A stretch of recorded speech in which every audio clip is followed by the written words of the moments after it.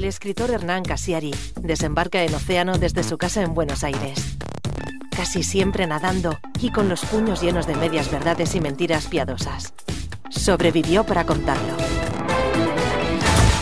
A su regreso de España nos escucha ya desde Argentina Hernán Cassiari. ¿Cómo te va, Hernán? Buen día. ¿Qué tal, Mariano? ¿Cómo va eso? Acá muy bien, con mucho sol y otra vez en casa después de casi 2 semanas de periplo por la península ibérica, leyendo cuentos y paseando con la familia. Che, Hernán, hablando de las cosas que escribís, ¿tenés un pasado de poeta vos? ¿Tuviste una adolescencia escribiendo poesía? Sí, claro, obviamente. Yo creo que todos tuvimos, ¿eh? Yo escribía mucha poesía en la adolescencia. Escribía sonetos, que no es una cosa muy hija del siglo XXI, y también escribía verso libre. Escribía de verdad muchísimos poemas, pero sobre todo tenía una gran capacidad para esconderlos. Los escondía con mucho criterio para que mi papá no me pensara poco hombre, porque en esos tiempos había que hacer esfuerzos enormes para que tu padre no te creyera puto, porque en esa época era complicado. Ahora que empieza a haber igualdad y que nadie se avergüenza de nada, resulta complicado explicarle esas épocas a un adolescente del siglo XXI. Pero fue así. Yo de chico siempre tuve mucho cuidado de que Roberto Cassiari no me sospechara demasiado sensible. No estaba bien vista la sensibilidad. Por eso hice rugby y básquet y tenis y cualquier cosa con pelota durante toda mi infancia, y sin que me gustara mucho, solamente para calmar a mi papá, a la mirada escrutadora de mi padre. Pero igual, entre los torneos de fútbol y los viajes a jugar al básquet, yo seguía escribiendo poesía, siempre escribí poesía. Y también miraba novelas en la televisión, miraba Rosa de Lejos, Los ricos también lloran con Verónica Castro, Herencia de amor, Un mundo de 20 asientos. Me encantaba ver novelas, pero siempre a escondidas de mi padre. Cada vez que mi padre se iba a la oficina, yo me sentaba y miraba la novela, pero con un ojo miraba la ventana, no sea cosa que él volviera a buscar unos papeles y me encontrara viendo novelas. En mi casa había que cuidarse mucho de lo que veías, porque ver ficción en la tele también era síntoma incontestable de ser redondamente puto, porque ahora la palabra puto está como devaluada, como casi en extinción, pero en esa época, entre los varones adultos sobre todo, esa palabra era tremenda. En la tele, para ser hombre, para ser macho, había que ver fútbol, Fórmula 1, básquet, tenis, turismo carretera. Mi mamá y mi hermana tenían derecho a ver ficción, novelas, pero yo no, y escribir poesías muchísimo menos.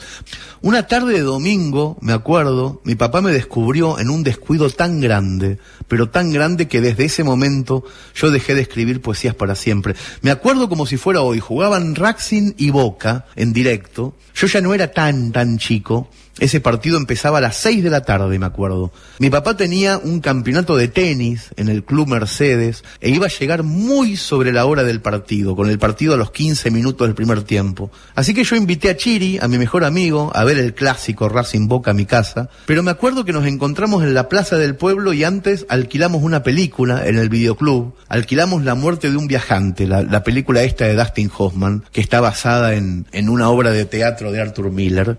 Lindísima película.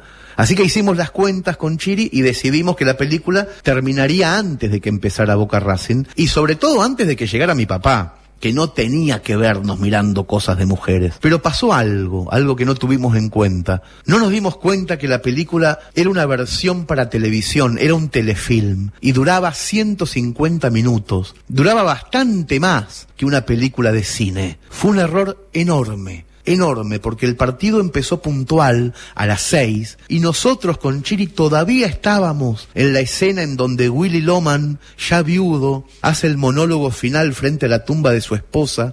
Tristísima escena. Para peor, Roberto Cassiari venía a 100 por hora en el auto porque había terminado de jugar su campeonato de tenis, y venía rápido porque Rubén Paz había metido un gol en el minuto 4. Racing hace como 1000 años que no mete un gol en el minuto 4.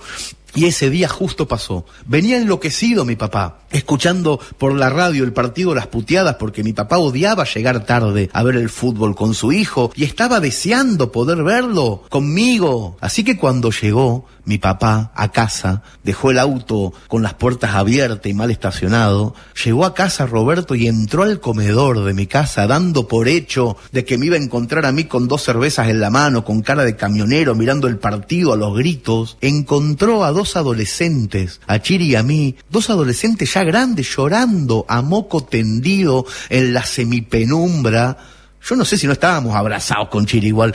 Con los ojos en compota estábamos porque había muerto Linda Loman y estábamos envueltos en una música tristísima que invadía con ritmo amariconado toda la casa. Es el día de hoy que me acuerdo y no lo puedo creer.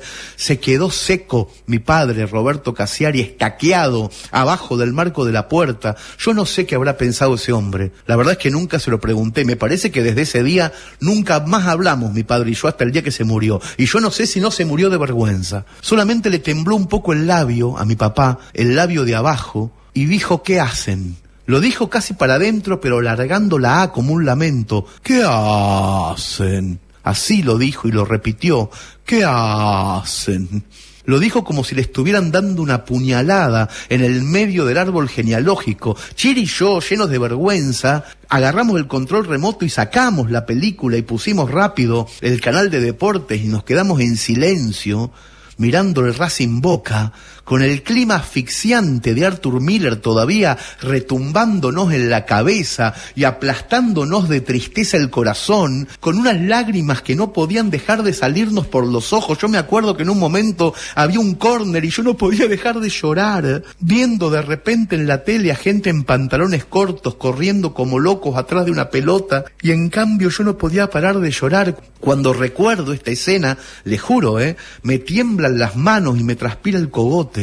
Todos los años de haber escondido las poesías, de haber puesto cara de hombre frente al dolor, de haber ido a rugby, a practicar rugby los sábados por la mañana, a que me pegaran patadas en la cabeza sin entender nunca las reglas del deporte, los años de haber tomado vino tinto y haber aprendido chistes verdes para repetir delante de mi padre, todo ese esfuerzo, Dios mío, lo acababa de tirar a la basura.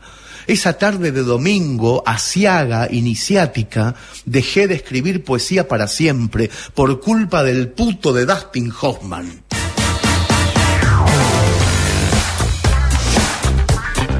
Hernán, ¿vas a venir a la Feria del Libro acá en Montevideo? Sí, señor. Voy a estar el 13 en la Feria del Libro y el 14 voy a estar en la Sala Camacuá con un espectáculo nuevo que estamos haciendo en Buenos Aires y que me está encantando, cada vez me gusta más, que es un espectáculo de cuentos melancólicos con una banda de tango, que hace tango, candombe y milonga, y es un cuento y una canción. Vamos a estar con un espectáculo que se llama Nostalgias, con un cantor de tango que les recomiendo muchísimo, que se llama Cucuza Castielo, que hace canciones de rock con ritmo de tango y es casi como si las inventara de vuelta. Este fin de semana no, el otro fin de semana. Viernes 13 en exactamente. Viernes 13 en la Feria del Libro y el sábado 14 en la Camacuá. Sí, señor, ahí estaremos. Buenísimo. Te mandamos un abrazo, Hernán, y la seguimos el próximo martes, ¿está? Dale, abrazo grande para todos. Chau, chicos.